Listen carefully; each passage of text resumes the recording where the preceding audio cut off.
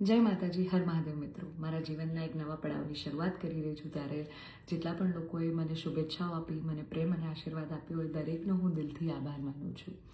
રહી વાત કે મારા સગપણને લઈને છેલ્લા ઘણા સમયથી મીડિયામાં અનેક તર્ક વિતર્ક, અનેક ચર્ચાઓ ચાલી રહી છે, જેને લઈને હું અત્યાર સુધી મૌન હતી, કારણ કે વાત મારા સુધી સીમિત હતી. પણ વાત જ્યારે હવે મારા પરિવાર પર છે, મારા પિતા પર છે, ત્યારે એક દીકરી તરીકે હવે મારાથી સહન નથી થતું અને મને લાગ્યું કે હવે આજે મારે બોલવું પડશે.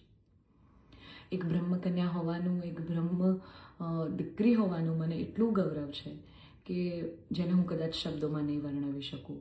અને હું અહીંયા સુધી પહોંચી છું એના માટે શિક્ષિત અને સમજણી જે બ્રહ્મશક્તિઓ છે, બ્રહ્મ સમાજના લોકો છે, એમનો ખૂબ ખૂબ ફાળો રહ્યો છે મારી આ જર્નીમાં. અને હું તો નસીબદાર છું કે મને 18 વર્ણના લોકોનો પ્રેમ અને સપોર્ટ મળ્યો છે અહીંયા સુધી પહોંચવામાં.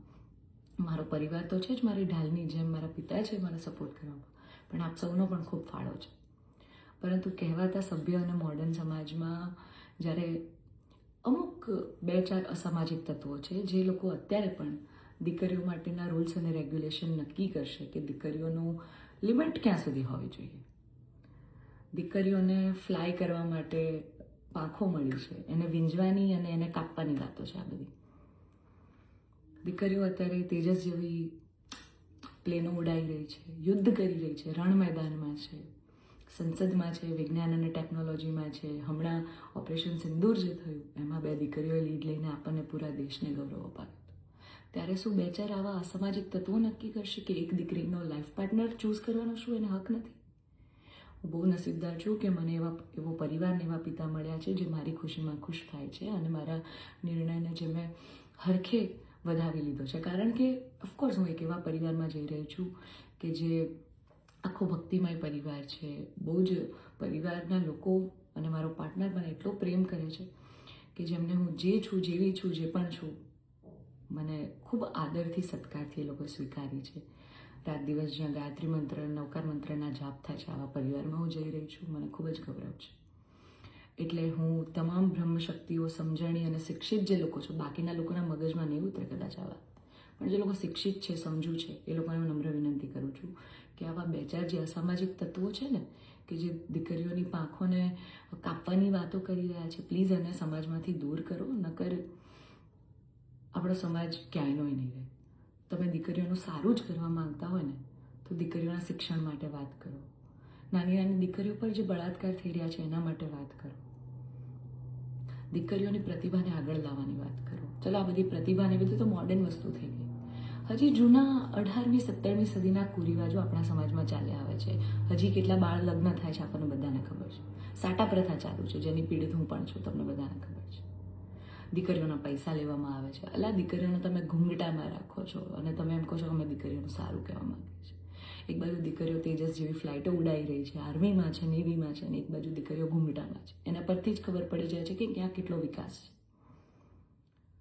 હું દરેક બ્રહ્મ શક્તિઓને, બ્રહ્મ આગેવાનોને નિવેદન કરું છું, આજીજી કરું છું કે આવા અસામાજિક તત્વોને સમાજમાંથી હટાવો. જેટલા પણ લોકો હવે મારા પરિવાર વિરુદ્ધ કંઈ પણ પોસ્ટિંગ કરશે, કમેન્ટ કરશે, એમના વિરુદ્ધ હું કાયદેસરના પગલાં લઈશ. કારણ કે એક દીકરી તરીકે, બ્રહ્મકન્યા તરીકે, જ્ઞાતિના નીતિ નિયમો પ્રમાણે જ્યારે હું ચાલતી હતી ત્યારે નાતના જ કોઈક લોકોએ મારા પરિવાર પર ચીટ કર્યું, અમને અંધારામાં રાખ્યા. એક દીકરી એક સગપણમાં હોય અને તો પણ બીજી સમાજમાં ક્યાંક લગ્ન કરી લે, તમને 2-2 વર્ષ સુધી છુપાવે, તમને ક્યાંય નહીં. તો જ્યારે આ આફત આવી ત્યારે મેં નક્કી કર્યું કે ભાઈ હું આ રિલેશનમાં નહીં રહું. મેં મારા પરિવાર માટે સ્ટેન્ડ લીધું. અને કોઈ છોકરાને શું, જ્યારે પરિવાર માટે અને મારા પિતા પર જ્યારે વાત આવશે ને ત્યારે હું ભગવાનને પણ છોડવાની તાકાત ધરાવું છું. એ દીકરી છું હું, બરાબર છે? એટલે આપ સૌને નમ્ર વિનંતી છે કે જેમ દેશની દરેક દીકરીઓ પોતાના જીવનની શરૂઆત કરે છે, એમ મેં પણ એક શરૂઆત કરી છે. આને પહેલાં તો કોઈ વિશેષ મોટો મુદ્દો બનાવવાની જરૂર નથી.